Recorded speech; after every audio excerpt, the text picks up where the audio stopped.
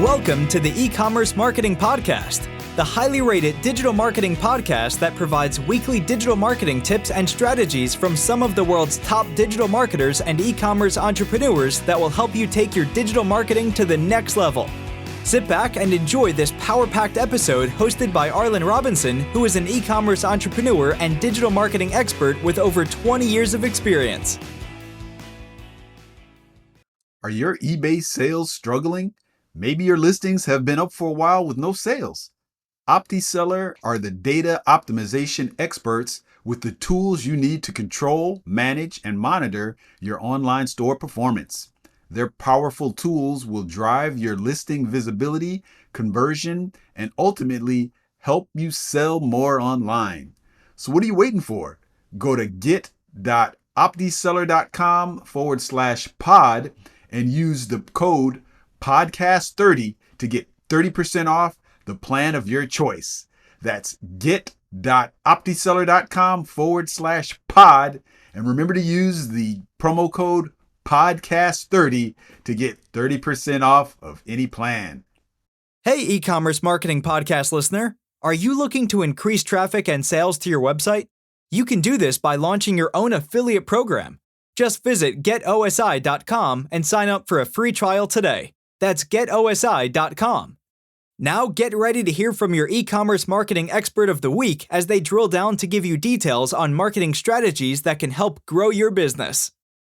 Welcome back to the E-commerce Marketing Podcast, everyone. I am your host, Arlen Robinson, and today we have a very special guest, Adam Pearce, who is the co-founder and CEO of Blend Commerce, one of the world's top Shopify agencies offering an on-demand digital department. Welcome to the podcast, Adam. Great to be here, and thank you for having me. Yeah, no problem. Yeah, I'm really excited to talk to you today. We're going to be diving deep about a particular marketing strategy that I haven't really covered too much here on the podcast. And that's going to be talking about growing your list, building your list using quizzes as opposed to the standard pop-ups. And so I'm really excited to hear about that because that's something that on my end here at OSI Affiliate Software, we've been doing a lot of things with our email list building, and I'm going to be frantically taking notes as I talk to you because I want to get some things over to our team because we're interested in trying some new things to definitely grow our list, and I know our listeners are going to be excited to hear about what you have to offer as well.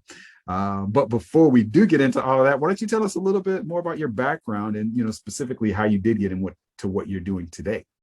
Yeah, sure. So my background, I think, is kind of quite varied, which I know a lot of people in the kind of Shopify ecosystem is. And it's one of the reasons that I love working within the Shopify ecosystem. So after university, after college, I went to be a management consultant for Accenture and kind of thought that I was going to be kind of, going around in flashy Armani suits and flying business class everywhere. And, I think like a lot of graduates, you realize pretty quickly that ain't what you're going to be doing. So, I was at Accenture for 3 years, and it was a great experience. And I worked with some big companies like Barclays Capital, like the stock exchange. And I was kind of working around the financial services industry. But I guess after about 3 years, I realized that it wasn't really something that I was finding A, fulfilling, and B, that I wasn't actually that great at. And I decided that, when I was at university, I'd done a lot of work with kid camps, actually in the States. I've been out in the summer and worked at a kids camps, and I loved it. And I thought, look, that was when I was kind of at my happiest. So I thought, look, I'm going to go and be a teacher. And you can imagine, like if anyone listening has kind of been in a corporate environment or has worked in, a major kind of financial center, when you turn around and tell your colleagues that you're going to go and be a teacher, it doesn't really matter where you are in the world. You get a few kind of shocked faces, really. And right.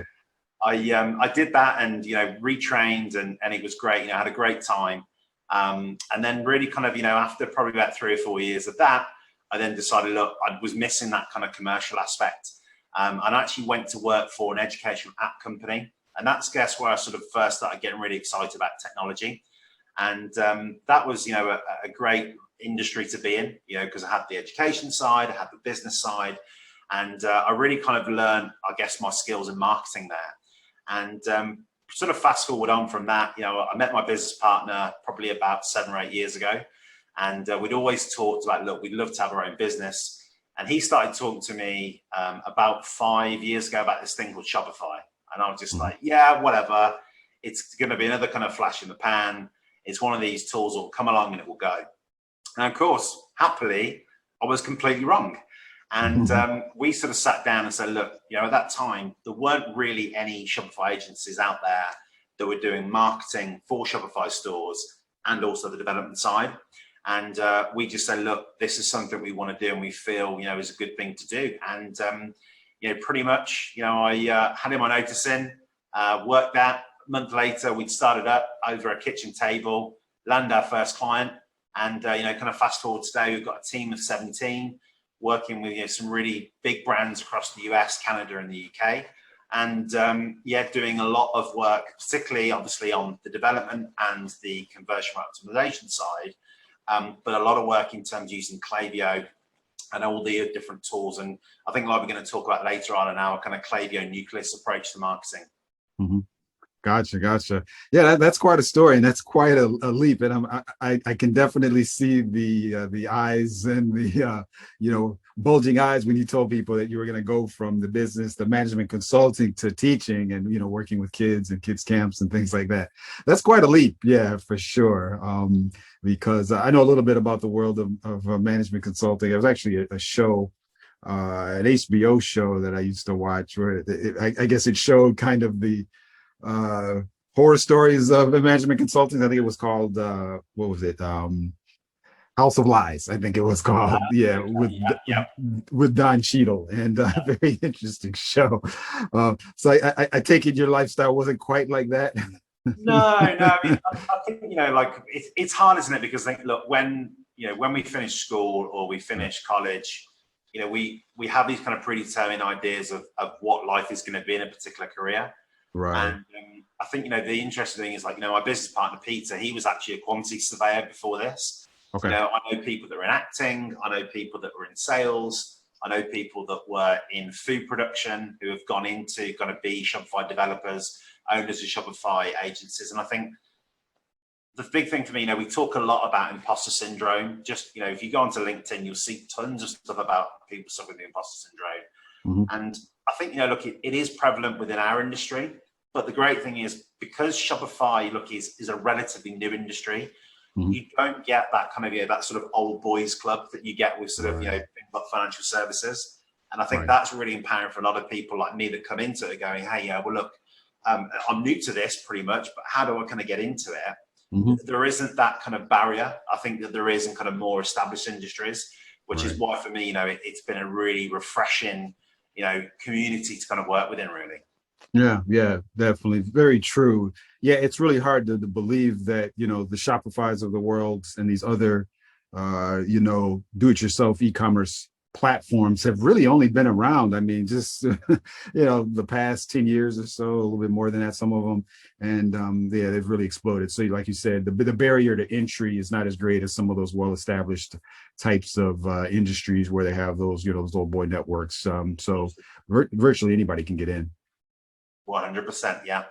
Yeah. So as I had mentioned at the top of this recording, today we're going to be digging deep into using quizzes for your email list building as opposed to the standard pop-ups that most people are familiar with. And I know you're kind of an expert at this, and so really what I want to start off with is really, why do you think these types of things, these quizzes, are more effective than all of the standard pop-ups that most companies, are using these days?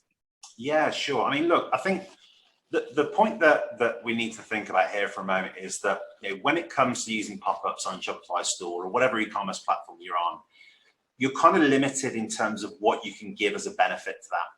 And a lot of the time when it comes to pop-ups, what we tend to do is that we will offer a discount, say 10 or 15% off your first purchase. Right. And I think the problem is with that is, when you do that as a company, you're setting the tone for that relationship that you're going to be having with that customer. And if you're going to give that discount straight away, does that almost devalue your brand from the outset? And are people just kind of gamifying that process to try and get that discount, be a singular purchase, and then move on? Mm-hmm. And I think, when we think about, today's metrics that we care about, we all care about lifetime value of customers. And we're looking at, look, when we bring someone in, what are we going to generate from that customer over a course of 6 months, 12 months, 2 or 3 years as a customer? So when it came to kind of working with quizzes, I think the thing for me is here, number one, it opens up a lot of options for you. Rather than just saying, hey, look, sign up and get a discount, or sign up and get, news, offers and updates, you can actually give people a lot more compelling offer with a quiz. Now, you can do this in a number of different ways. You can use software like Octane AI, Shop Quiz. You can actually build it custom onto the site. But when I say a quiz, what I'm talking about here is basically an interaction on your site whereby you can get key data off somebody as well as their email address. So you're getting that email address with a pop-up, but what you're doing here is you're actually getting more information, and you're able then to give something of more value to that person. And that could be recommendations, it could be a downloadable PDF, it could also be discounts as well, but there's a lot more things that you can give. And I'd be happy to kind of give you some examples of that as well. Yeah, that would be great. And I think the key thing that you kind of hit was that it's really kind of more about the engagement, increasing that engagement that you're having with that person, that website visitor, if you will, or potential customer, if you will, and gathering a little bit more data from them so that you can then further tailor your marketing efforts specifically to certain segments of people. And I think that's where the quizzes really kind of hit home, rather than we all seen it, everybody does it, they do the opt-ins for the discounts, which is great because everybody wants a discount, but you're kind of limited there. And as you mentioned, a lot of times it's kind of a one and done. Sometimes people will see that they're just opting in just to get that discount, and that's it. They want that one purchase, they use the discount, and then they move on after they get the discount. A lot of times, they're hitting that unsubscribe, they're not looking at it. But if you really formulate more of a relationship and then offer more engagement, it's a little bit different, and they can more likely stay with you. And yeah, so what are some of the other things that you can do with regards to these quizzes and formulating them? Yeah, sure. So, I mean, let's look at, I guess, two very different examples. One is, I think about a brand that we've recently done this for, and this is an apparel brand for men and for women, and they have a lot of different brands that they have on their site. Now, the main challenge is obviously, that when you are a Shopify brand that maybe has lots of different brands or lots of different products, how do you essentially get that person coming to your site for the first time to find out which products is going to be right for them? Now, ordinarily, you could rely on them going to product pages, collection pages, your About Us page, finding out more. But if you are that apparel brand, what you could do is you could have a quiz on the site which says, hey, get your personal style recommendations from us. And what will then happen is that in that process, when you click on that little box that's going to be on your site, you then start asking them a question. So, maybe number one, are you typically shopping for male or female clothing? Which of the following looks from below best represent your style? So you can have different images of different looks. And then you might then start asking them about particular brands that they've worn in the past. Now, the nice thing is with all this data is that you're actually, when you link in the use of Octane AI's Shop Quiz with Clavio, all of those data points go over to the profile on your email account for that person. So, Arlen, if you come to our store and you are telling me that, look, you like Armani, you like a smart casual look, you're shopping for male clothing, all that information is assigned into your profile. Now, I can actually do two things at this point. Number one, I can actually, when you completed this quiz, I can say on the screen, based on the answers you've given, here are your personal style recommendations. And that might be 3 or 4 products that we feel you are most likely to buy. So I'm giving you something straight away. I'm giving you a personalized approach. I'm showing you what you might mostly be interested in. But the other thing is that if you've also told me that you're into Armani, I can change the welcome flow to be personalized to your needs. So you might get, for example, a welcome flow that has just Armani products in and tells you about our relationship with Armani. Whereas if I go on it, I might say, for example, have one where I've said Versace, and I would have then Versace in the email and recommending products that are related to that. So what it does is that it gives you that first opportunity to try and convert that person in the same way that you would if you're using a pop-up. but obviously the pop-up isn't going to give you that opportunity to sell straight away. But secondly, it gives you a much better chance to actually personalize the marketing you do from the outset with that person, rather than trying to use data about their shopping habits over a period of time. Whereas with this approach, you get data at the start, you keep adding to that data, and then you can keep personalizing obviously what it is that you're offering to that customer. So that's kind of one example of how you can do it.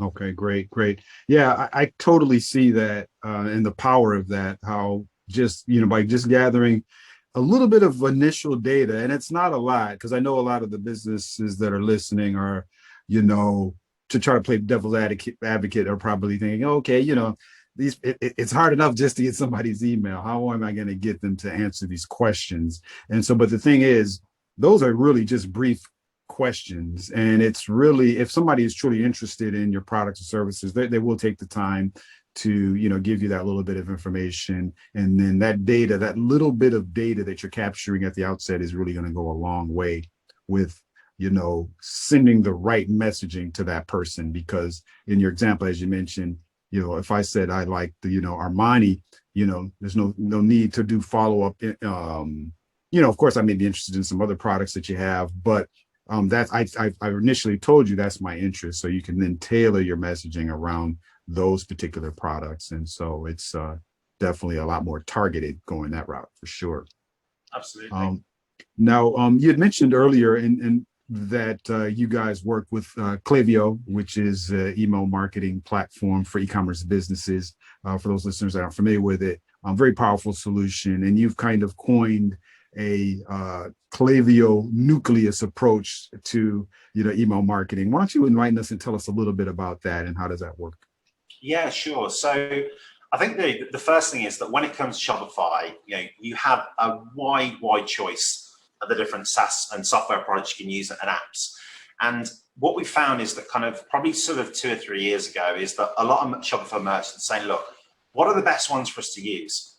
And I think that's kind of the first question is, look, if you have lots of apps on your store, ultimately that is going to slow the store down, and that's going to hurt your conversion. So it was about trying to help our clients understand that question. But secondly, is that once you've got those apps, are they actually working as hard as they possibly can for you? And a lot of the time, when we think about adding apps to our store of functionality, we think about those apps by themselves. So a great example for this that a lot of people think about is loyalty programs. Now, when you think about a loyalty program, you just think about, right, I need to get people in that loyalty program. I need to then basically giving them information back and forwards via the loyalty program and then getting them to buy. Now, if you take the clavio nucleus approach, we kind of look at that a bit differently. Now, we essentially place Clavio, our email marketing platform, at the central core of what our clients do in terms of marketing. Now, off that central core, what you will then have are 6 to 7 other core, essentially best-in-class apps that can work with Clavio. And some of those include things like Recharge for subscription payments. You've got Loyalty Lion for rewards and loyalty. And you've got things like Reviews.io for reviews.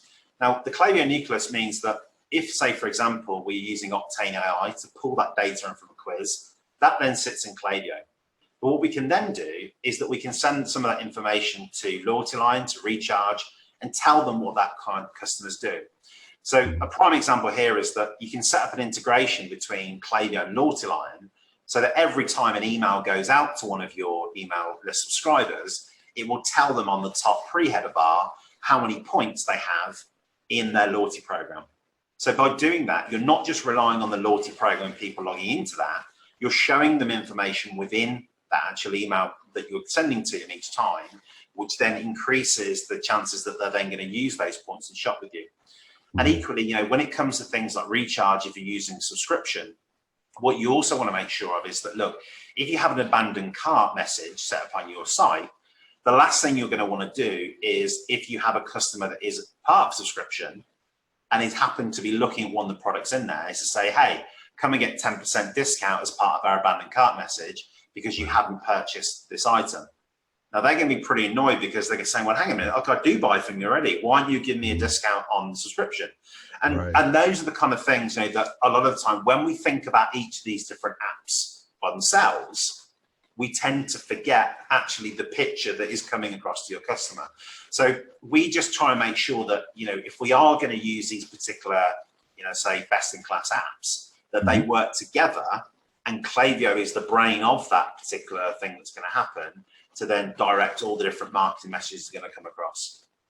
Yeah, I totally understand. That makes a lot of sense, because if you're looking at everything, Clavio really has to sit in the middle. It has to be the brain, because that is where people have the initial interaction with. They're filling out the quiz, they're opting in, and then you're getting that initial data. And then from that data that you've gathered there, then you can determine, what other pieces have to be engaged, whether it's your loyalty program or any of the other apps that you have connected. And that's the beauty of things these days is most of the top app vendors, have these types of integrations where they play well with Clavios of the world and the Active Campaigns of the world and all these other platforms. And so, it's, I was telling you before we started, I've been in the game for quite a long time, not going on 20 years.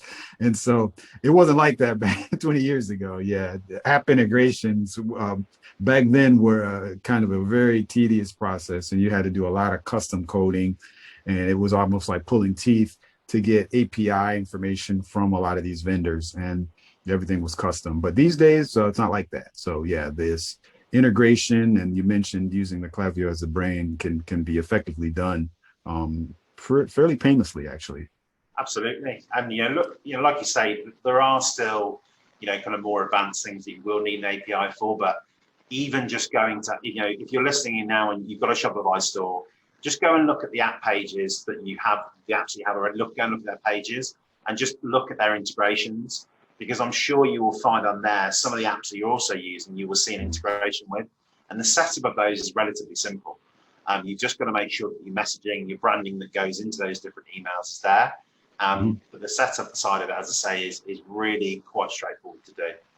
Yeah, definitely for sure. And that's really kind of the beauty of this, because I know people are listening are wondering, how do you make all of this happen? But these days, app vendors are cognizant that they have to be able to integrate with these other solutions. So they've gone through the efforts to make it pretty easy to do. And that's always a nice thing, especially for e-commerce marketers and shop owners, because these days everybody's time is limited. And so, you don't have a lot of time to be digging through, tedious documentation and trying to figure all this stuff out. Well, Adam, as we get ready to wrap things up, I wanted to kind of pick your brain to get some real world examples of some businesses that you've worked with that have really been successful, or just any businesses that you're familiar with that have been successful using quizzes and this whole Clavio nucleus approach. And really, what specifically have they done? Yeah, sure. So I'll tell you about a very different product. And we're actually working with a food product at the moment.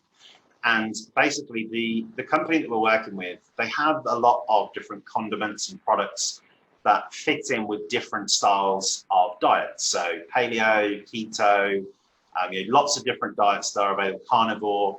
And obviously, some of the products they have work better with particular diets than others. But the thing is, look, while they have a band of customers who know what they're looking for, they have a big proportion of customers who are interested in each of these diets, but they're not really sure what's involved.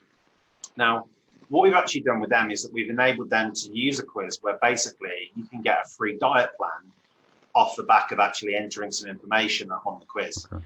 Now, what this does is that it's kind of giving them something. It's those people saying, look, I'm interested, for example, in keto, but I don't really know what I need to do to adopt the keto diet.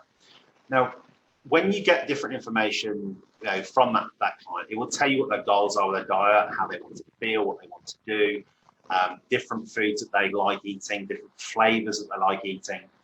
And at the end of that quiz, what they're going to do is actually going to get a personalized plan for them in terms of the diet and the actual exercise routines that can go with those diets that work well, to give them something that's very tangible. Now, what's nice about this is that, yes, there is a lot of, I guess, what you would say sort of generic information about the diet, but we're also within that including references and images of some of the products that this company sells. So by the end of it, look, if you think about that as a customer, you've received this plan, you've been given kind of, your guide in terms of what you need to do. And then what you're also saying is that if you want to follow this guide in terms of a lifestyle, here are some products that can help you.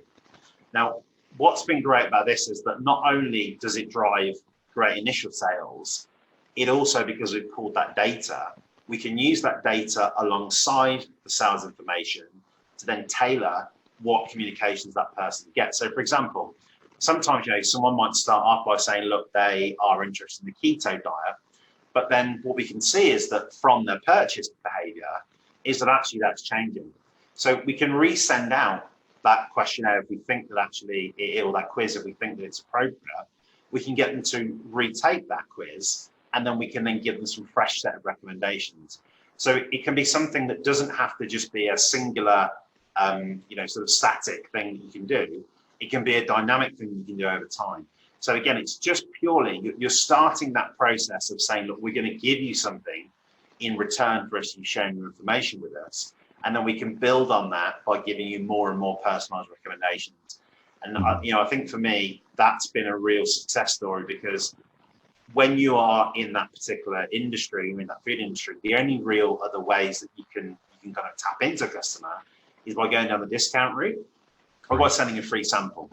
And anyone listening here that has got a food business will know how difficult free samples are, because the cost of that, the shipping involved with it, the fact that some products maybe need more than a sample size for a customer to really kind of get embedded with that product, it can be quite tricky.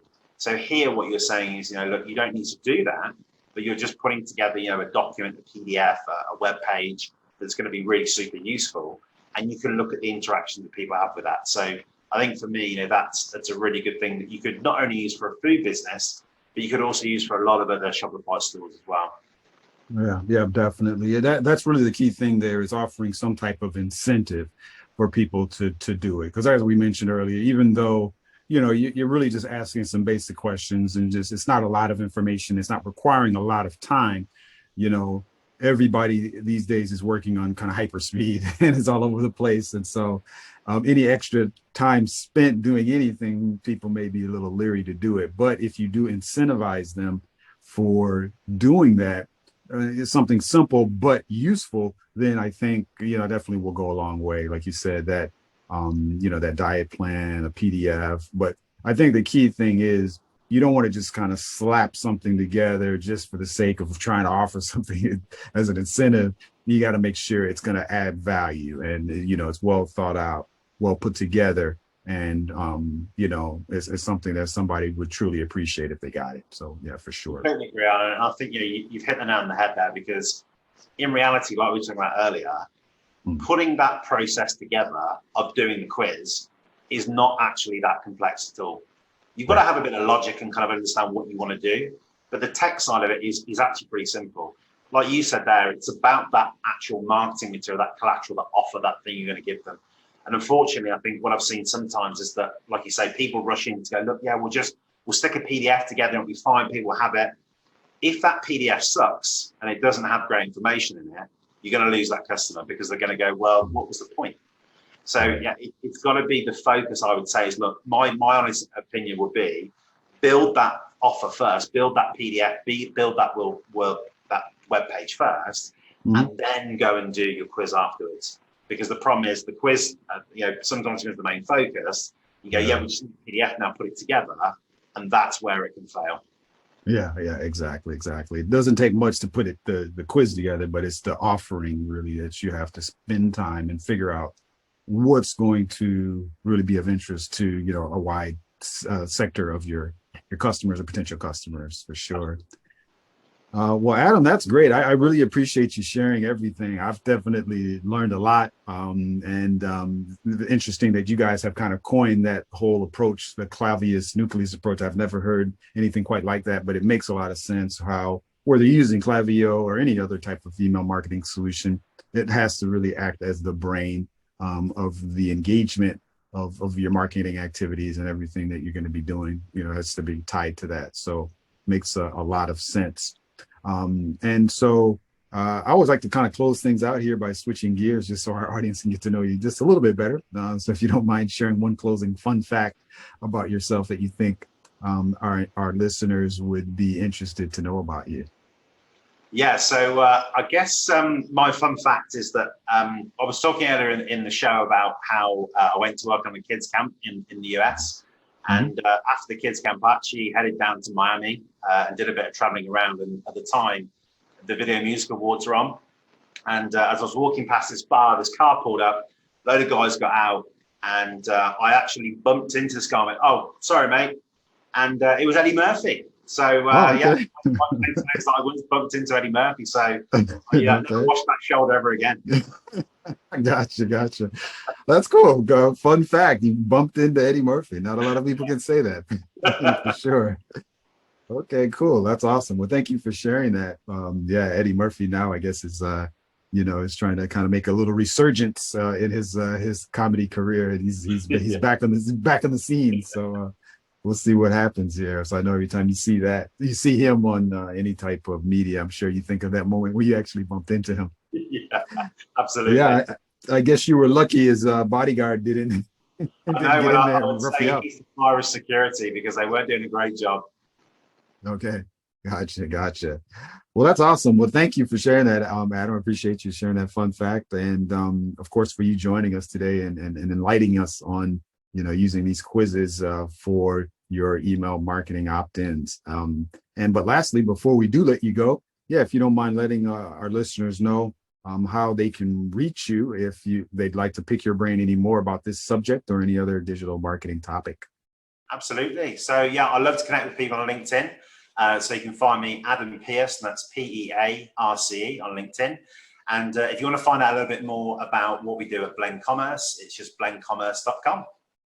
Okay, that sounds great. Well, thank you for sharing that, Adam. And of course, thank you again for joining us today on the E-Commerce Marketing Podcast. Awesome. Thanks, Arlen. Thank you for listening to the E-Commerce Marketing Podcast. If you've enjoyed this episode, be sure to rate, review, subscribe, and share it with everyone you know. Are you looking to take your digital marketing to the next level but are tired of wading through countless YouTube videos with unproven and untrusted marketing strategies? Well, we have the answer for you.